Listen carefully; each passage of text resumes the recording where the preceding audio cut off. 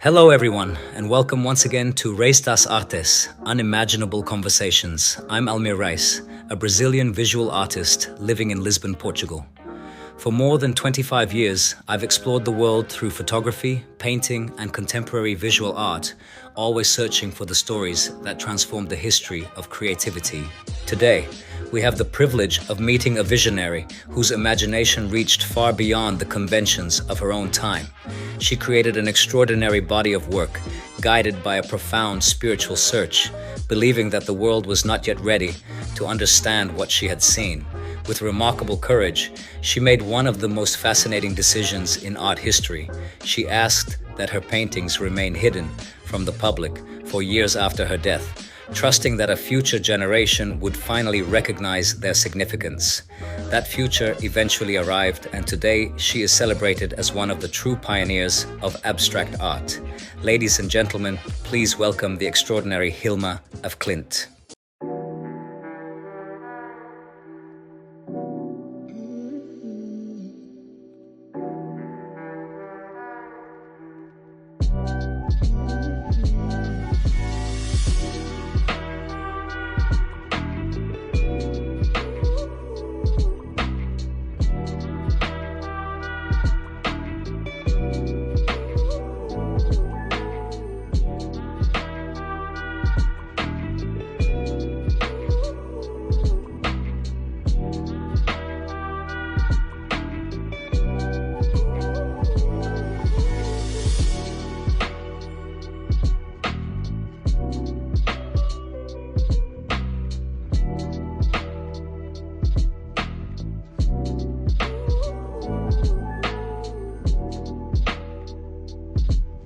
Thank you very much, Almir.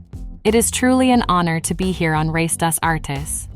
During my lifetime, I never imagined that my paintings would one day reach audiences around the world, or that I would be invited to discuss them in conversations like this. I always believed that art could reveal dimensions beyond what our eyes can see, and I followed that calling with complete conviction. I'm grateful for this opportunity, and I hope our conversation inspires people to look at art, and perhaps at life itself, with greater curiosity, openness, and wonder. Hilma, it's a pleasure to have you on my program. I would like the audience watching us right now to gain a deeper understanding of what a remarkable woman you were.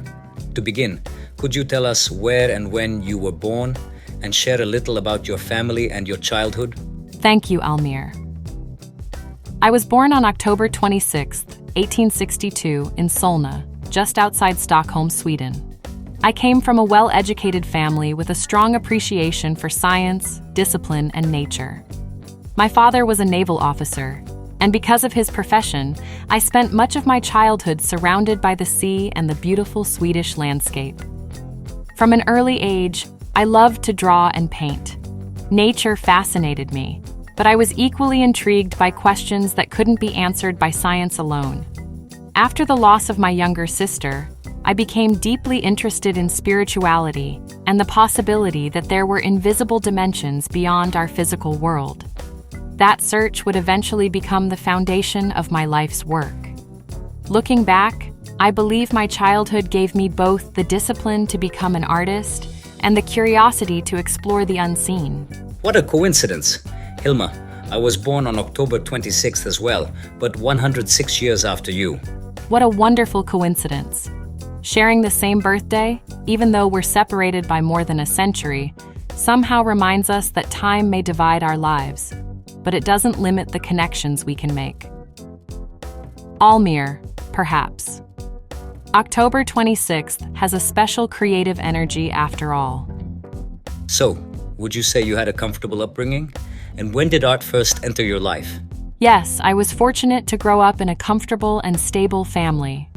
We were not aristocrats, but we had access to education, culture, and opportunities that many women of my generation never had.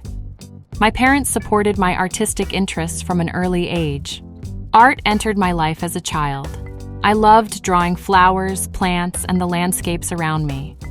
Later, I studied at the Royal Academy of Fine Arts in Stockholm, where I received a traditional artistic education. Even then, I felt that art could reveal something beyond the visible world, and that belief became the foundation of everything I created. Hilma, you lost your younger sister at a very young age. Looking back, do you believe that experience influenced your paintings and your spiritual journey? Without question. Almir, losing my sister was one of the most profound moments of my life. It confronted me with questions that neither science nor religion could fully answer. I began searching for meaning beyond the visible world, and that search gradually became inseparable from my art. I wasn't trying to paint grief itself. I was trying to paint what I believed existed beyond grief, an invisible reality, a spiritual dimension where life continued in another form. In many ways, my paintings became a bridge between the physical and the spiritual. I don't think I would have followed the same path if I hadn't experienced such a deep loss at such a young age. I'm truly sorry for the loss of your younger sister. After going through such a painful experience, was that the moment when you became interested in spiritualism and began participating in seances and spiritual groups? Yes, it was the beginning of a much deeper search. I wanted to understand whether death was truly an ending or simply a transformation. Over time, I joined a small group of women who shared the same questions. Together, we explored meditation, spiritual practices, and seances, always with great respect and sincerity. Those experiences profoundly influenced my thinking and eventually became the foundation of my most important works. As your interest in spirituality grew, you eventually formed a group known as the Five. How did that idea come about, and what were you hoping to discover together? The idea came naturally because we were 5 women who shared the same curiosity about the spiritual world. We met regularly to pray, meditate, and hold seances, always believing that we could receive guidance from higher beings. We called ourselves the Five, and those gatherings became much more than spiritual meetings. They became a creative laboratory. During those sessions, I began producing automatic drawings and writings, long before the public had ever heard of such practices. Looking back, I believe those experiences prepared me for the greatest artistic mission of my life, creating the paintings for the temple. Hilma, one of the most fascinating chapters of your career is the paintings for the temple. For those who are hearing about it for the first time, what was this temple, and what inspired you to create such an extraordinary series of paintings? Almir. The temple was not a real building. It was a vision. I believed I had been entrusted with a spiritual mission to create paintings that would one day be displayed in a sacred space designed to guide humanity toward a higher level of consciousness. I did not choose the subjects myself. I felt that they were entrusted to me by higher spiritual beings, and my role was simply to receive and translate those messages into images. Between 1906 and 1915, I created 193 paintings for this project. At the time, I knew very few people would understand them, but I trusted that the future would. You made one of the most extraordinary decisions in the history of art by asking that your paintings remain hidden for at least 20 years after your death. Why did you make that choice? And looking back today, do you ever regret not allowing the world of your own time to experience something so revolutionary? No, I don't regret it. At the time, I knew the world simply wasn't ready. My paintings were unlike anything people had ever seen, and even many of my fellow artists struggled to understand what I was trying to express. I wasn't interested in shocking people or becoming famous. My only concern was remaining faithful to the work I believed had been entrusted to me. I trusted that a future generation would have a broader perspective and would be able to see these paintings without the limitations of my own era. Looking at what has happened since, I believe that intuition was correct. Sometimes an artist must accept that the true audience for their work has not yet been born. Do you ever wonder what might have happened if you had exhibited your abstract paintings during your lifetime? Perhaps you would have been remembered as the artist who revolutionized painting, much as Pablo Picasso did with Cubism. Instead, artists such as Wassily Kandinsky, Piet Mondrian, and Kazimir Malevich became widely recognized as pioneers of abstract art, while your work remained hidden. Does that thought ever cross your mind? It's a fascinating question. Almir. Of course, I sometimes wonder how history might have unfolded differently. But I never created my paintings to compete with other artists or to secure a place in history. Picasso, Kandinsky, Mondrian, and Malevich each followed their own path, and I deeply respect their contributions. My mission was different. I believed I was creating something that belonged to the future, not to my own time. Recognition was never my goal. Remaining faithful to my vision was. If history has only recently begun to recognize my work, I accept that with gratitude rather than regret. Throughout your artistic journey, which artists inspired you the most?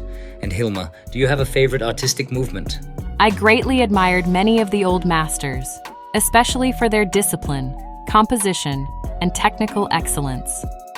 I was inspired by the beauty of Renaissance art and by the careful observation of nature found in botanical illustration.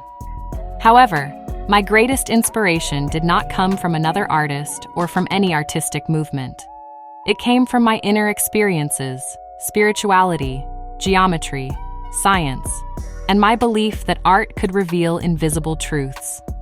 If I had to choose a movement, I would probably say symbolism, because it sought to express ideas beyond the visible world. But in truth, I never felt that I belonged to any movement. I followed my own path, one that was unlike anything that existed at the time. Today, your paintings are exhibited in the world's leading museums and admired by collectors everywhere. Yet, unlike many great masters, your most important works have never been offered for sale. How do you feel knowing that they are now considered priceless? And was it always your wish that they would be preserved together rather than dispersed into private collections? It is deeply gratifying. I never created my paintings as commodities to be bought and sold. I always saw them as parts of a much larger spiritual journey. Separating them would be like removing chapters from the same book. That is why I am so pleased they remain together under the care of the Hilma Af Klint Foundation. It allows people to experience the work as I intended, as a complete body of ideas rather than isolated paintings. Their value cannot truly be measured by the art market. Their greatest worth lies in the conversations they continue to inspire and in the questions they invite people to ask about themselves and the universe. In 2018, if I'm not mistaken, Brazilian artist and researcher Luciana Pinheiro published the first biography about your life in Portuguese, introducing your remarkable journey to thousands of readers in Brazil. How does it feel to know that your story has crossed oceans and inspired someone so far away to dedicate years of research to telling your life? It is deeply touching. During my lifetime, I could never have imagined that someone from a country as distant as Brazil would one day feel inspired to tell my story. That reminds me that art has no borders and that ideas can travel across cultures, languages, and generations. If my life and my paintings have encouraged people to reflect more deeply about creativity, spirituality, and the unseen, then I feel my purpose has been fulfilled. I am grateful that my work continues to find new voices that help share it with the world. Throughout your life, you lived in a world where the art scene was overwhelmingly dominated by men. Looking back today, do you feel that history was unfair to you because you were a woman? And what message would you leave for young women who dream of changing the world through art? There is no doubt that being a woman made my journey more difficult. Many talented women of my generation were overlooked, not because they lacked ability, but because society wasn't ready to recognize them. Of course, that was unfair, but I chose not to spend my life fighting for recognition. Instead, I devoted myself to creating the work I believed I had been called to create. Today, I don't look back with bitterness. I look back with hope. History may take time to correct its mistakes, but truth has a remarkable way of finding its place. To every young woman, I would simply say, trust your vision, remain faithful to your purpose, and never allow the expectations of others to define the limits of your creativity. Thank you so much for those beautiful words.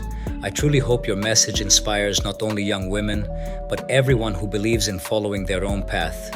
And may it remind us that talent has no gender, creativity knows no boundaries, and every woman deserves the opportunity to be exactly where she chooses to be. Thank you. Almir. It has truly been a pleasure and an honor to share my story with you and your audience. Conversations like this keep art alive and allow new generations to discover ideas that once seemed forgotten. I am deeply grateful for your invitation, and I wish you continued success with Race das Artes. May you continue inspiring people to see art with curiosity, sensitivity, and an open mind. Bye-bye. It was a true honor to have you here. Thank you for joining us on Race das Artes. And to everyone watching, thank you for being with us once again. I'll see you in our next unimaginable conversation. Until then, take care. And never stop believing in the power of art. Don't forget subscribe in my channel. Give like and share for yours friends. See you next Wednesday. Thanks for watching and bye-bye.